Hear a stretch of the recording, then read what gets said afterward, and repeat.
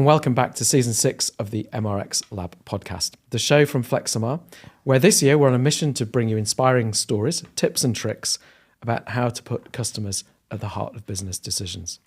To help me do that, I'm thrilled to be joined today by Rose Hadden. Welcome to the show, Rose. Can you start by just telling me a bit about yourself and where you're currently working? Yeah, so thanks, Paul. Looking forward to this. I currently work at City and Guilds, which is, for those of you that don't know, that's an awarding organisation. So we deal a lot with colleges and training providers around vocational qualifications and apprenticeships and things like that. Okay. Prior to here, I've worked across a number of different sectors and companies such as Orange, RBS, Abbey National back in the day. Back in the day. And tell me a bit about your role in these organisations, especially at City and Guilds now. What's your role and how do you play that role? Yeah, so I am head of CMI, or Customer Market Intelligence, at City and Guilds, which covers a whole range of different things, right through from understanding what our customers actually want, through to what's the customer experience and looking at how it is that we deliver and measure that. Market intelligence, so a lot around market share and understanding of that. And then ad hoc research and various things like that. So quite a broad remit right through from understanding the market through to understanding the customers and the experience that we give them. It's a very wide remit. It might be an odd question to start with here, but just think about your whole career for a minute in there. Is there one customer insight that completely surprised you that you've seen? Yeah, so in terms of what surprised me, I was thinking about this, and it's almost less about a particular piece of insight, but it's actually customer closeness programs. Okay. And the reason I say that is because the impact of giving internal stakeholders that direct access to customers and helping them to actually ask the questions is really, really powerful. Mm-hmm. And I think when this was first implemented back in the day at RBS, it was about the impact that actually had and how it actually helped almost land the insights that sometimes the research team or the insight team have been trying to tell people for quite a period of time. And so I think what that taught me is actually how you can facilitate giving internal people the access to customers directly, particularly in those roles where they're not used to speaking to customers all of the time. And I think maybe it shouldn't have surprised me, but I think the impact of that at the time was quite significant and something I've taken through sort of since that point. That's interesting. There is the impact that almost surprised you, the impact on the business that surprised you. Yeah, not what was coming out, because to anybody who'd worked in the insight team, what was coming out was pretty much the same as we'd seen, but it was suddenly new to people because they'd found it out for themselves. And I always remember one example, and this was at Empower actually, about we were talking to prepay customers, so people who would pay on a meter, pay their electricity or gas on a meter. And somebody came to me afterwards and said, oh my God, they were so much in charge of their finances. I'd really expected them to be almost out of control just because they were on a prepay meter. And so actually it helped break down, if you like, some of the stereotypes that people internally had of people who were, paying on a prepay meter. Do you think that's different because of the way it was found? I think it was just because they were speaking to them directly, yeah. Rather than almost seeing that insight on a PowerPoint chart or something like that. If you put that on a PowerPoint slide, do you think it would have had the same impact? No, it was almost as though a light bulb had gone on in that particular person's head. I mean, it is a great insight on its own, but it's an interesting point that if you put it on the slide, it just maybe doesn't land in the same way. Yeah. And I mean, these days we've got all sorts of ways, obviously, in which you can get people to engage directly, and videos and things like that. But actually, the power of somebody having observed that insight for themselves was really, really big. Do you think that then changes their ability, momentum, motivation to act on it? I think it did, because what they do is they almost give people those case studies or that voice in their head because they can hear what it is that somebody said directly to them. Yeah. And actually what we started to see at Empower was that momentum start to build up a little bit behind behind customer, because people who weren't used to even sitting in research debriefs were sort of starting to hear what it was that the customer had said. What the customer had said and wanted and remembered and took it with them, I guess, into other conversations around the business. And you'd then hear examples, and obviously it's always dangerous because there's one person or whatever, but you'd then, well, when I spoke to that customer, they said this, and that in itself can be quite powerful. It is, because although it is one customer, as you say, which you've got to be careful as researchers, we're always warning about the risk of that, but that socialisation of the customer, I think, must be quite important. Yeah, and if you designed your sessions to almost bring out the sorts of things that you knew because you'd heard it previously, then there's a little bit less risk associated with somebody hearing something very anecdotal, shall we say. Which kind of brings me on to my next question here, which is about customer centricity and what it means to be customer centric. What do you think? Is it a useful term even? But what do you think customer-centric means to you? So for me, within a business, customer centricity, we can turn around and say it's all about putting the customer at the heart of what you do. But going back to the points I made earlier, I think it's about everybody in the organisation, irrespective of whether or not they deal with customers directly, starts to actually think about the work that they do and the impact that actually then has on that end customer. And I think that's a really important point, because there are a lot of people within organisations who don't see themselves as customer facing, whether or not that's people in finance or back offices and things like that. So for me, it's about that. But I think there's a really other important point, particularly in the insight team, because clearly we would love to believe that we are customer centric and things like that. But one of the big things that you need to layer into that is actually then what we're there to do, which is to drive that growth agenda. And so it's important that within that, you've always got that commercial lens and that understanding of what it is that makes money for the organisation. So I think it's almost marrying the two together. Yes, so to be customer-centric, you have to marry the customer bit with the commercial bit. Yeah, absolutely. Because you can be customer-centric and you can look at what it is that customers want, but almost sometimes what they want is not what's feasible for you as an organisation to deliver. Having that commercial understanding is really important as well as making sure that you are driving that customer voice into the organisation. Yes, which will make really good points there. The driving into the business is almost a cultural change, I guess, in that. Again, culture, customer and commercialisation. I think it's a really, really good point, because otherwise what's the point of organisation? It's solely customer-centric, but you can't deliver it. Absolutely. Or it doesn't change anything.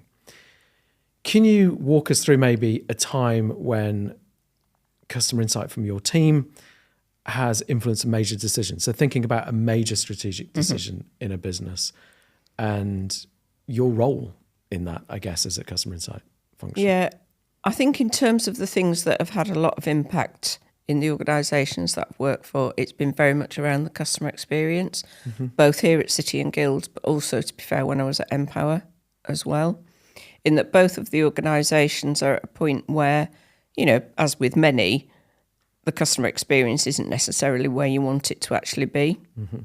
Doesn't mean to say it's bad and it's poor, but you know that there is improvements to actually be made. And so actually helping the business to understand from a customer perspective, what does that end-to-end journey actually look like, and what are those key touch points within that? And importantly, what therefore are the priorities that you need to actually improve? The priorities that you need to concentrate on has been really, really key. And so certainly at City and Guilds, we've done a lot in conjunction with the head of customer experience to actually look at what is it that we need to improve, what is it that actually needs to be done. And out of the work that's come out of my team has then driven 3 big key strategic work streams around which the organisation has then mobilised itself to start to deliver. And they're relatively simple. Well, they sound simple on a piece of paper. They're not simple to deliver, but that's been something I think that's really, really, the insight team has really helped to actually drive that customer agenda, which relates back again to the customer centricity side of things. Yeah, I mean, they're interlinked, aren't they? Are there some practical tips or ideas about how we can ensure that we put customers into more decisions, do you think? I think for me, there's quite a lot around understanding how the business works, understanding who your key stakeholders are. Yeah. If you can, identifying some real insight champions. Now, you might not call them insight champions, but actually really identifying those people who you know are big advocates of insight. I'm really, really lucky at City and Guilds because my boss, who's the marketing director, is a huge advocate of insight. Mm-hmm. And what that means is that even if I or my team aren't in that room, she will be pushing that insight and pushing that customer agenda through into, the executive leadership team, the senior leadership team. So I think really working out who your insight champion actually is, and there may be more than one of them, but also understanding what the meeting cadence is and things like that, so that you can start to understand where is it that I need to get the insight up to make sure that it's listened to. So outside of, I've got a particular research project and I need to debrief it and all of those sorts of things, is where do you feed that insight up into, and whether or not that's insight to do with, your market position, your market share, or whether it's customer experience, or whether or not it's the more product side of things. Yeah. And actually just getting yourself out there and actually encouraging the teams to get out there. Mm-hmm.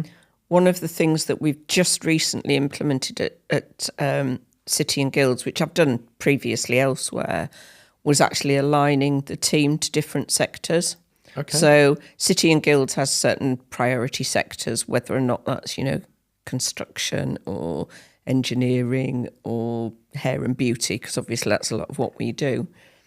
Aligning my team to those sectors to work and develop those relationships with the product teams who were responsible for each of those sectors, we've seen a real step change. And that step change has not just been in terms of those guys having one point of contact to come to, but actually the way in which my team are now starting to operate in terms of proactivity and building those relationships. Now, that's not rocket science, and it's certainly something I've had in place elsewhere, but it's not something that was necessarily in place at City and Guilds, and I can start to see the real difference that is actually starting to make, both from my team's perspective, but also that end stakeholder.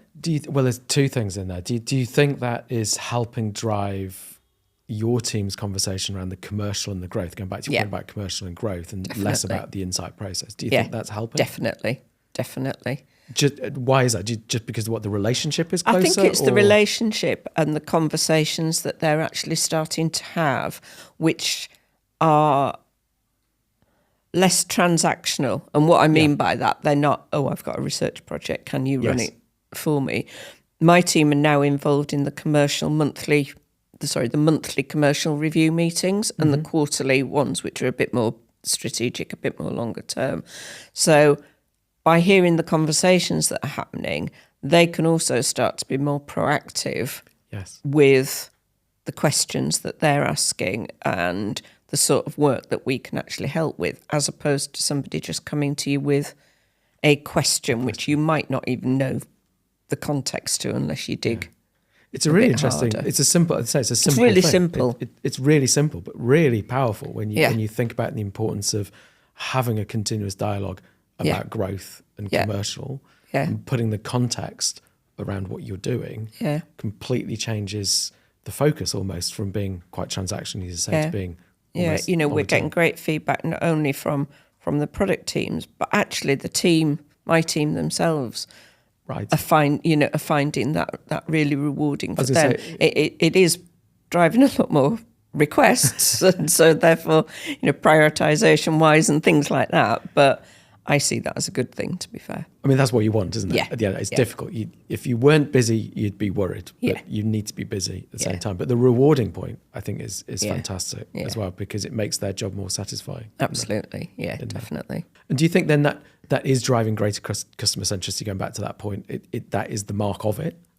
I think it is, because now as part of those monthly review meetings, we've got a slot for any insight that we can feed in, alongside the insight that we will get from, the sales team who are constantly out there talking to customers.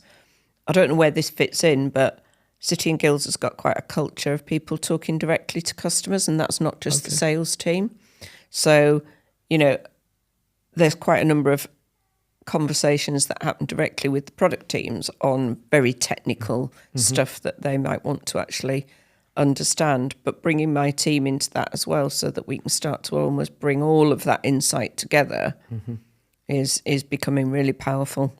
Yes. Yeah, as well. It's a challenge because how do you harness it all together when you've got lots of people, talking to customers? But I think it just continues to build up that customer centricity. It does, and it builds up the motivation. But actually not being afraid that there are other people out there who are talking to customers to try and get the insights, not in a sales environment, and actually not being overly precious about that and about you being the only team that are out there to collect the insight. And it's quite a different mindset, to be fair. Which is a really interesting point, actually, because it's something I've thought about a while, and you always struggle to, because it's uncomfortable truth. Really is. Almost, is it? That we are the voice of the customer, but actually the goal of customer centricity is we can't just be the voice of the customer. Because going back to your stakeholder point, you need to socialise it through advocates. And you need because you can't be in the room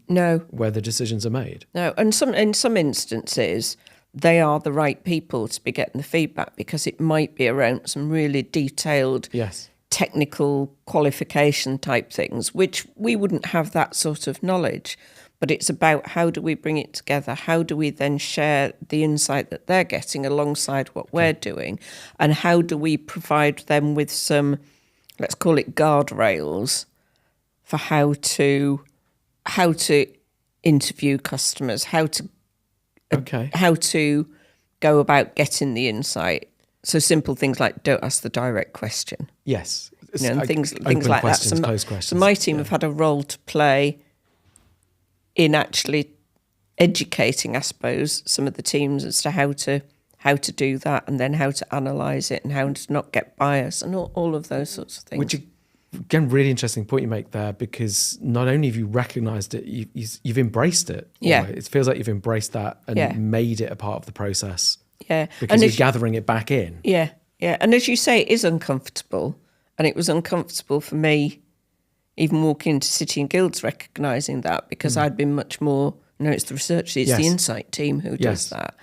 But actually, when you are an organisation that is working with a small budget, which we are, certainly compared to where else I've worked, you've got to open your mind up to almost those different ways in which that insight can be gathered, because you won't have all of the budget to be able to put it all out externally, which is an interesting challenge to deal with as well. Because you might not have done that. I mean, you might have just accepted the fact that those conversations are happening and just left it be. And that's not part of my role. So we'll let that happening. It's uncomfortable, but we'll let it happen. But actually, you're not just saying that. You're saying you've built that in as an input, as part of the research process. And also to make sure that we're not bombarding the same customers and everybody's going out and asking the same customers for their views on things. So just putting, as I say, those guardrails around it's been important. And going back to the stakeholder point again, when you're talking there about data as an input, I brings to mind something else that I've been thinking about, which is a term of networked insight, almost sort of joining bits and pieces together. Is there a role, do you think, for an insight team to be a facilitator in that? You're bringing an insight here, but going back to a stakeholder, I know there's a stakeholder there who might need that, but they don't know it exists. Yeah, I think that's really important. And that's partly what I was talking about there, is how do we harness the insight that is coming from lots of different places? Because the sales team are a great source of insight, but actually it can often be just left in their heads or not brought together in a particularly structured way. Whereas actually, how do you harness all of that together, I think is really important. And actually, how do we then make sure that actually our stakeholders have that triangulated view almost of what's actually happening either within the market or from that customer perspective, and bringing together all of those different sources that you might actually have. But it goes back to the stakeholder point. I feel like I keep going back to it, but because unless you have that understanding of the stakeholders, who they are, what they need, when they need it, how do they use it, you can't harness it. No. And that goes back to the aligning people to different parts of your organisation, because no one person can know absolutely everything. But actually, if you start to really get the knowledge about whether it's a particular sector or a particular product type or whatever it might be, then you can be much more proactive with the insight that you're actually then delivering to those stakeholders. Yes. So thinking about it all, what's the thing that you think, or something that you've learned along the way in market research and insight that you wish you knew earlier? And maybe this is more from a leadership point of view, is not feeling that you've got to know everything or that you've got to be able to do everything, and building a team that actually is multi-skilled and sometimes has that expertise that you might not have, but recognising that you don't have to be able to do that. Everything. Does that make sense? It makes absolute sense. The thing that sticks in my mind there is it's not about customer insight there. Which is a key thing. Yeah, but that is a key thing. It's about a team. So I was once offered a job. It was a B2B job, and it had market analysis and data in there, and I ended up turning it down. And reflecting on it in hindsight, it's because I was scared that I didn't know what I was doing in those two spaces, as opposed to recognising that I probably had people, I would have had people in the team, and my job was a leadership role. Yes. And actually coming into City and Guild, I've got both market and, I haven't got all the data, but I've got an absolutely brilliant person who knows all of the data and can build the dashboards and this, that and the other. And what my role is to get the insight out the organisation into the right places. I don't have to do. I don't have to be the person doing the data. And overall, how do you measure the value of your work? Is there a measure? How do you go about that? There's lots of talk about ROI and things like that of research, and I have to say I've never quite got to that point. I think for me it's about understanding what your stakeholders feel about the support and the insight that you're actually giving to them. And just having those conversations in the right places and making sure that you're actually delivering against what it is that they want. Just think about the industry, the wider context of the industry of market research and customer insight. Is there anything that you think we should challenge us to be better? I wonder if there's a next level of collaboration.